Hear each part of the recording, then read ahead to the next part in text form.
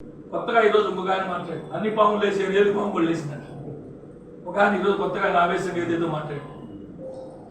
అసలు రూరల్లో ఆయన ఒక ఇన్ఛార్జ్ అని అది ఎవరికి గుర్తు కూడా ఉంట్లా, ఎప్పుడో అప్పుడప్పుడు వస్తాడు తడుక్కుమంటాడు. ఆయన కూడా మాట్లాడాడు ఈరోజు. ఆయనకి ఏమొచ్చిందో ఎవరేం చెప్పారో ఎవరేం మాట్లాడమన్నారో నాకు లేదు. ఆయన ఇన్ఛార్జ్ పోయేటట్టుంది, ఇంకొక ఆయన కొత్తగా వచ్చి ఆయన ఇన్ఛార్జ్ పెరుక్కుంటానేమో. ఆయన కూడా ఎప్పుడు ఇలా మాట్లాడిన ఆయన కూడా మాట్లాడు కొత్తగా. పాపం ఆయన ఎమ్మెల్సీగా పోటీ చేసినప్పుడు ఏం జరిగిందో ఒక్కసారి గుర్తు చేసుకో విజయన్న. అంతకంటే నేను చెప్పడం సంస్కారం కాదు.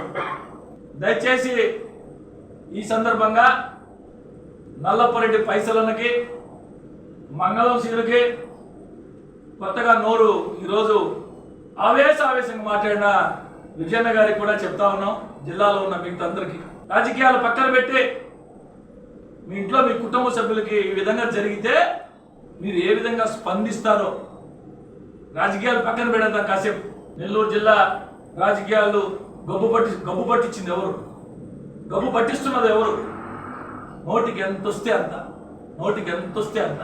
అసలు రాజకీయాల్లోనే కాదు, వ్యక్తిగతంగా ఒకరినొకరు మాట్లాడుకునే దానికి కూడా వినలేనటువంటి అసహ్యకరమైనటువంటి భాష, పదజాలం. నెల్లూరు జిల్లా రాజకీయాల్లో ఒక విలువలు ఉన్నటువంటి జిల్లాలో వీళ్ళిద్దరి వల్ల గబ్బు పట్టిపోయింది.